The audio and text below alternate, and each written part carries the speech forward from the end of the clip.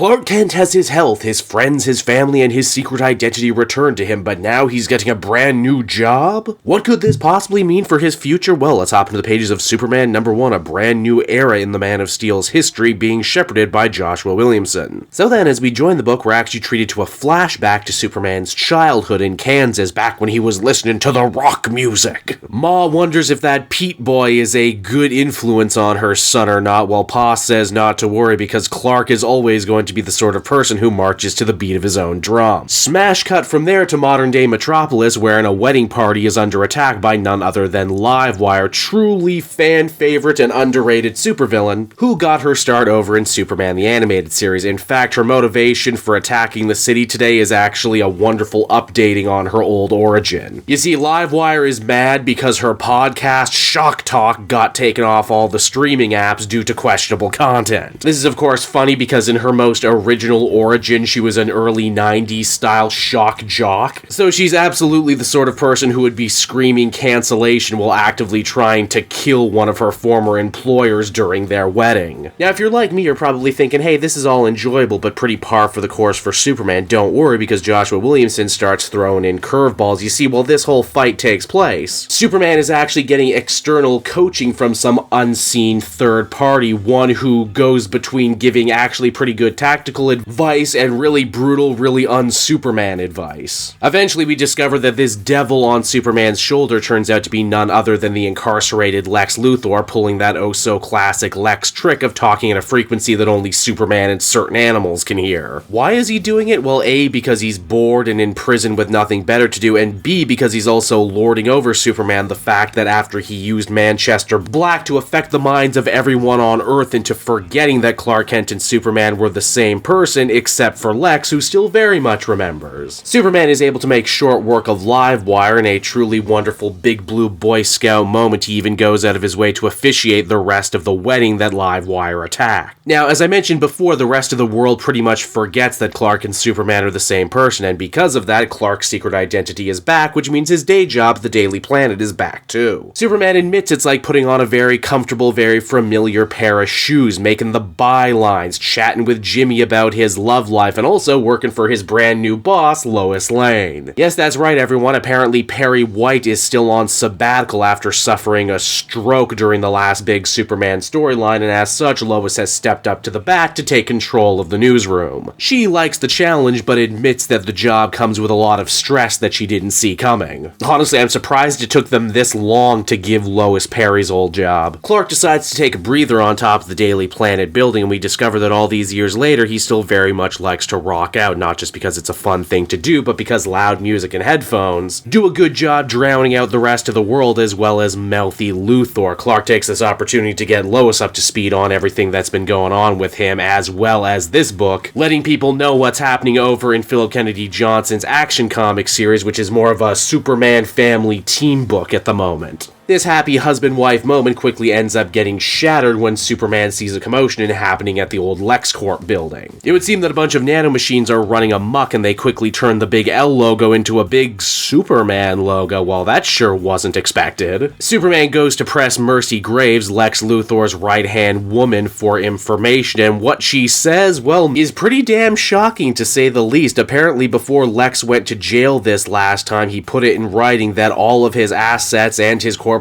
as a whole be signed over to, well, Superman. Meaning that effective immediately as of today, it's no longer LexCorp, it's Supercorp. Obviously, Superman has several problems with this. He's not stupid and knows that Lex wouldn't just hand over the keys to his company if it wasn't part of a much bigger plan to try and screw his most hated enemy over. Also, Superman's already working with Star Labs and the brand new Steelworks over in Action Comics, so not only is this a bad idea, it's redundant too, giving him a company to run. Mercy stresses that while Superman may not trust Lex for obvious reasons, he should at least try giving her a chance. After all, Lex Luthor has some of the greatest scientists, doctors, and engineers on their payroll right now, and given Superman's directions, there's no telling what amazing miracles they could create. Especially considering up until now, Lex just paid them to do his own petty dirty work, build the next big Superman killing weapon and such. And because this is Lex, there's of course a threat attached to this too. Should Superman not go about his new official duties, then all of the employees of LexCorp, now Supercorp, will be laid off, meaning that Superman will be personally responsible for unemploying damn near half of Metropolis. The real salt in the wound, though, comes when Mercy shows off the brand new LLAI system. It's a super advanced holographic helper based on the very same design of Superman's Jor-El hologram back in the Fortress of Solitude, only this one is wearing Lex's smug face. Naturally, such a horrifying bastardization and affront to Kal-El's family causes him to see red. Clark figures now would be as good a time as any to pop on over to Stryker's Island and have himself a little discussion with Lex, but unfortunately he doesn't make it there, as the Parasite is currently already rampaging through the streets. Hey, that's two classic Superman villains in one issue, how about that? Parasite is acting weird even by Parasite standards. He claims to have broken out of Star Labs where he was tortured and experimented on. Obviously, Superman jumped to the conclusion that this must be the work of Lex Luthor, but the truth may actually be much more horrifying than Superman bargained for. You see, he rounds a corner after punching Parasite only to find many more parasites equally as hungry and ready to suck him dry. Once again, Lex chimes on in inside Superman's head and says that this was always his grand master plan, to have Superman not only have to deal with his own villains, but also have to deal with Lex's enemies as well. And I mean, hey, you've all seen how bad Lex is. Imagine the people that he calls enemies. In fact, we catch a sneaky glimpse of these people as the comic comes to a close. And so that was Superman issue number 1, everybody, and I gotta say, Joshua Williamson gets things off to a really solid start. I actually really like the setup here. Superman has to do his regular Superman job while also trying to juggle being the reluctant head of a Fortune 500 company that employs more than half of the city. It's a lot more responsibility than Superman is used to, and he normally has a ton of responsibility. It's also a pretty genius idea from Lex's point of view. Force your most hated foe into a situation where he not only has to do his own job, but your job too. Let it really weigh on him until he cracks, and eventually wait until Superman is forced to come to Lex for help, either in his Superman job or in running a company. Beyond that, this issue is just a really good-looking, really solid return to form. I like Clark working at the paper again, hanging out with all those fun supporting characters. Williamson is, of course, the master of the reference and the deep cut. I love we get a little Superman the Animated Series in here, a little Donner movie Superman in here. It's a great mix. I would give this one a very well-deserved 8 out of 10, and I think Superman is in some very good hands moving forward.